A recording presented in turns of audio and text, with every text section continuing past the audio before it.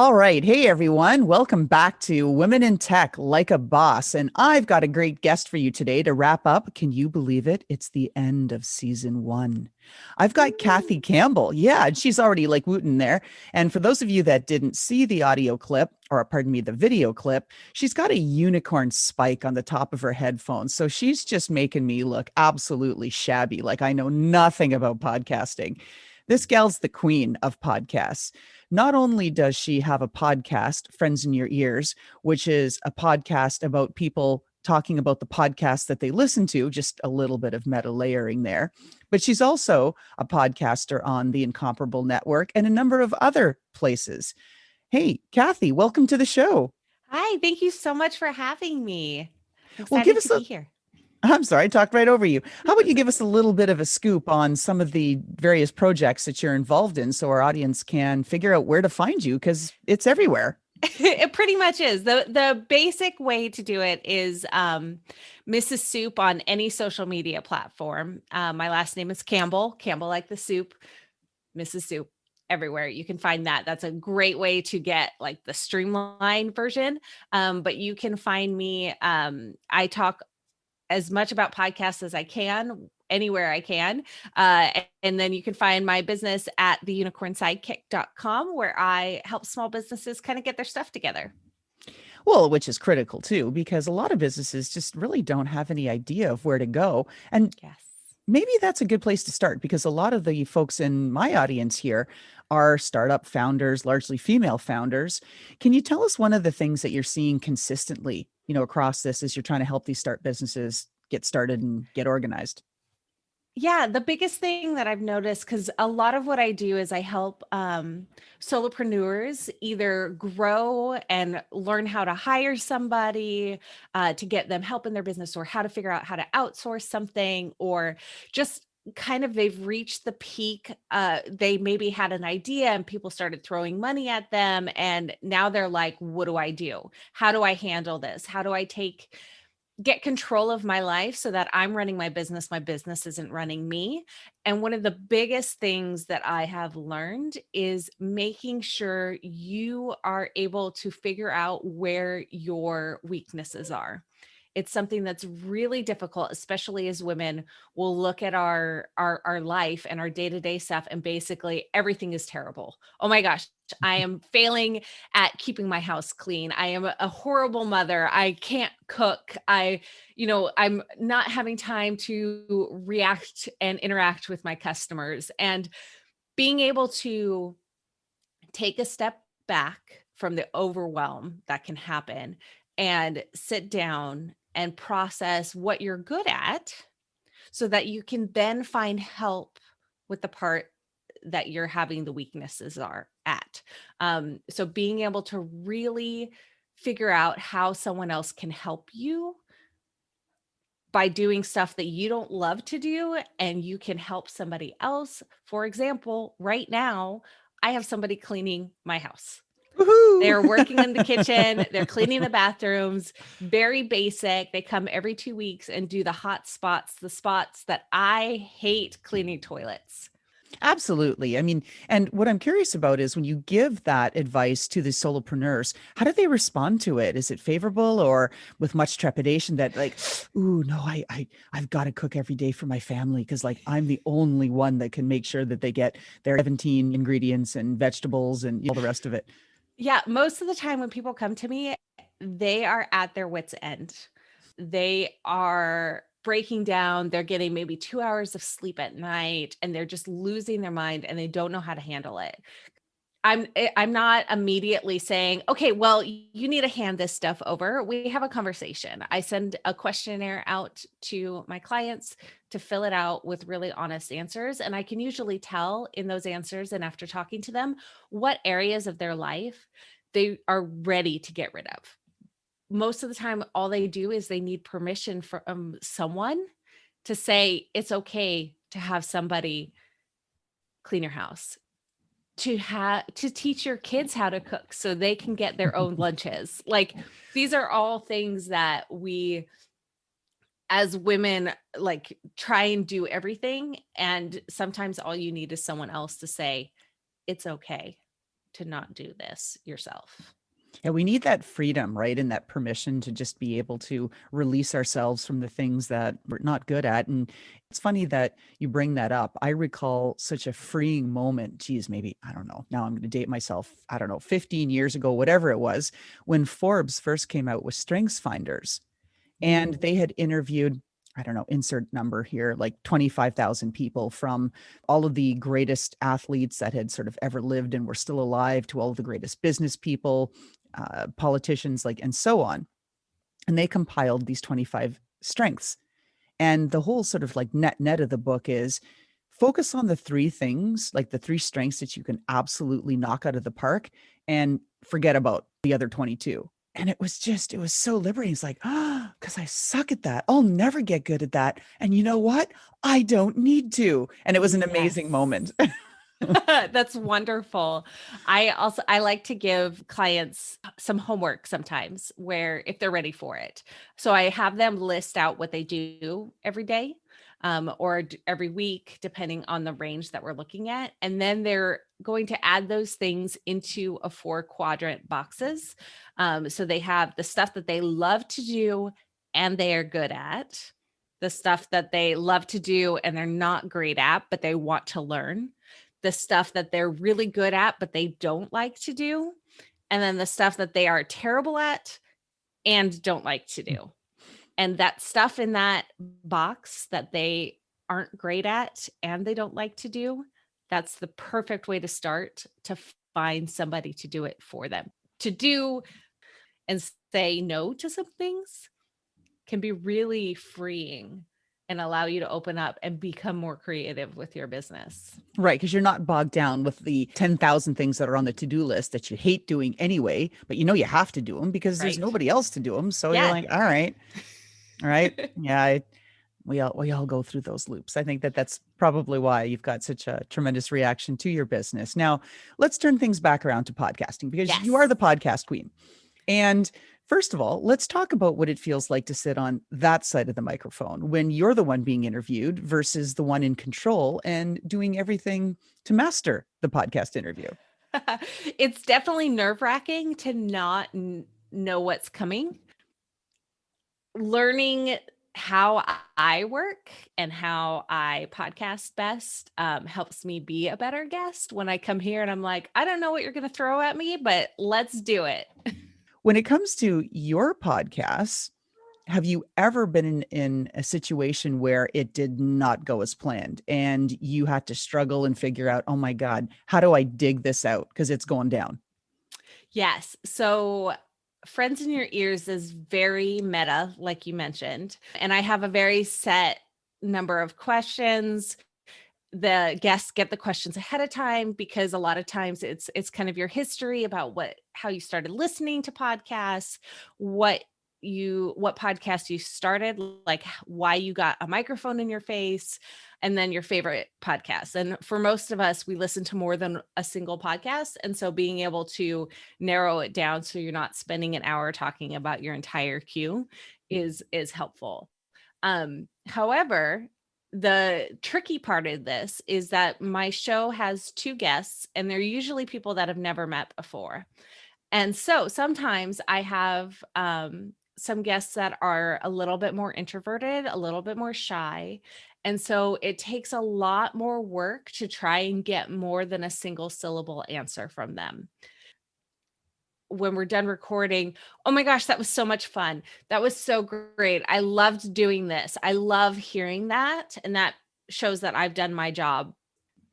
Well, there's a lot of relevance here. I mean, we're in this era of, Zoom land, right? All of us spend, countless hours per day in front of the screen.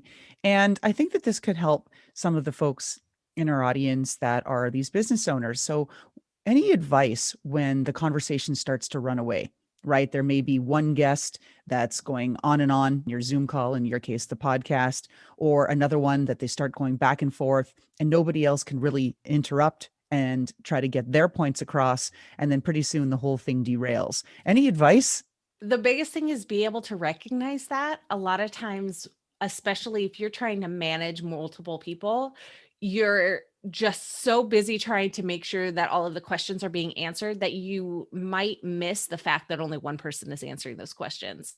And this can be really hard, especially in this world of awareness that we've stepped into, being able to listen to people that might be a little bit more marginalized and not have the opportunity to ask or say the things that they want to say.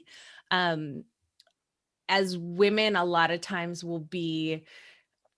everyone has had an experience where they've been in a group full of men where all the men are talking and they're just sitting there waiting for their chance to talk. And yes, you can be the bossy one, but you don't want to be bossy, and you don't want to be pushy, and you don't want to like break into the time and interrupt anybody. But there's different ways that you can manage the group, and being able to, if you're in charge, being able to recognize when somebody might have something to say, but they are more shy or they're not used to being listened to. So being able to recognize it first so that you can then organize whatever needs to be done. So you can say, I'm sorry, Bob, I really want to hear what Leslie has to say. Or, oh, Jane, you wanted to say something? Being able to bring them into the conversation without expecting them to have to fight for their space can be really beneficial for everyone involved. Because it also, the people that are talking a whole lot, it can remind them that they're not the only one in the room. Hear, hear. Had to jump in a few times and a few calls. Yes. Now, with respect to your business, what part do you find the most challenging? Most challenging is usually like feeling any days that I feel like I'm not enough. So if feel like I'm missing a deadline, or if I made any mistakes, I'm very, very hard on myself, which is something that I'm aware of and I'm working on, but it's still difficult when I recognize that I'm not perfect. Now, I don't know if you know this, but I'm not perfect. I'm not either. So I know welcome to the nobody club. is. Yeah, nobody is. And it's impossible to be perfect at all times. And so the challenging part is if I make a mistake, which happens because we are all human. But I know how important it is to acknowledge the mistake that's been made and fix it. And thinking of past and perhaps maybe wanting to change something. So if I gave you pixie dust and said, Kathy, you can go back into your history and change one thing, what would you change? I probably wouldn't change anything, honestly, because it has given me I know it's so cheesy and it's such a like an interview for a job answer, but every mistake that I've made in the past has taught me something special or specific about myself or about my business, or has helped me make changes. For example, in the podcast world, I now start off each of my episodes with a checklist to make sure that the person is recording properly, to make sure they have headphones so I don't get any feedback, to make sure that I get pronouns proper. Yeah, they shape us, right? If you Yeah. take the opportunity to learn from them, then you can grow. I mean, that's the only way you Yes. can grow, right? Is through learning. You just doesn't sort of automatically happen. Like we're not plants. You don't add water and sunshine and like, woohoo, right? We grow. I wish. Yeah, right. We grow through other ways. Yeah. Now, what would you say is keeping you from being wildly successful? Like some of these top podcasters, right? They're booking 2 years in advance. I mean, it's lunacy. Yeah. That's such a hard question because I try not to dwell on my numbers. I don't know what my numbers are. I don't know how many downloads I get. I don't know, because I'm making the show that I want to make. So I don't know if that answers your question, but Well, it doesn't, but that doesn't matter. That's your answer, right? Again, like yeah. to the whole point of just making it so that it's stimulating conversation with some tips and insights and that thrown in, then it's up to the listener. Do they want to continue or do they want to stop? Right? That's Yeah. the fun of it. And when we're creating content like this, most of us are not doing it for that sort of grandiose goal that like, oh, I envision myself in a mansion in wherever. No, Right. it's I'm doing this to talk to people, to learn from people, to create some content that I think other people can benefit from. And I hope that they do. But if they don't, like, I'm sorry, this is maybe it's not right for you. Around all of that, with respect to podcasting, what part drives you mental? Like, I have to know. Editing and scheduling my guests, which is why I outsource it. Oh, imagine that. I hate doing it. I'm terrible at it. It's in that lower right quadrant. So I'm like, screw it. I'm hiring somebody. I am losing money on my podcast because I pay people to do it, but that doesn't matter because it's happening and I love doing it. And I really appreciate so much Vanessa and Javier who schedule and edit my show for me. And I'm so blessed and thankful that they are in my life and super thankful that I found them because they make the show what it is because I'm able to just hop on, talk to my guests, and then I send the files to somebody else and it magically appears and is ready for my show. Yeah, that's kind of a nice thing. I do all of my own editing and I practice girl code. Mhm. So if some of my guests slip up a few ums, ahs, whatever, things like that, I edit all of that out. And some of my guests are big ummers. And it doesn't come across well in a podcast. And I still want them to be their authentic selves. So I try to find some magical kind of mix, which I'm sort of creating, which in itself you could argue is wrong. But I'll go It's through not it. wrong. So at least it flows better. And then there's some ums, there's pauses, there's things like that. So the conversation sounds natural. I just don't think that it would put them in a good light if I left it like that. And a lot of guests have never been on a podcast at all. So they have some anxiety about it. They're really nervous and that nervousness comes through and you Yeah. want to take that away. Like I try to relax them, but you want everybody to sound good at the end. That's the goal, right? And Absolutely. have some fun. Yeah. Yeah. And it's important to be able to sculpt the voices and the words that are coming through, especially for somebody that's never been on a podcast before. So what I would like to know is how our audience can help you. What can we do? Yeah, I'd love if you could follow my podcast. Friendsinyourears.com will let you subscribe to it. Okay, so audience, you heard. There we go. I'm going to have to do the same and dig in on all of that. So, last question. We Yes. always ask our guests if they could match their shoe style to their personality. And so, curious, are you a boots, stilettos, sneakers, flats, flip flops? Like, what kind of gal are you? I am a slippers. Ooh, Even we never had before that answer COVID before. times. Yeah, give me cozy slippers. I finally upgraded my slipper situation because I was tired of replacing them every year. So I bought some fairly expensive UGG slippers. I love them. I'm very proud of myself. I'm very happy with myself. So that's my answer. Well, that's all right. And I'll show you. My mom knits my slippers. Oh my goodness, I love it. That's so great. Oh my goodness. Too funny, too funny. Well, with that, Kathy Campbell at Mrs. Soup, thank you so much for being a guest on our show today and wrapping up season 1. And we look forward to jumping in and hearing you on all kinds of places, I guess, the Incomparable Network, on Friends in Your Ears, and I guess the Unicorn Sidekick is the business that we want to all follow. So thank you very much. Thank you so much for having me. This was an absolute delight. And I can't wait to have you on Friends in Your Ears. That'll be fun. I'll be ready. Yay. And how about that fantastic intro by Touch Circle?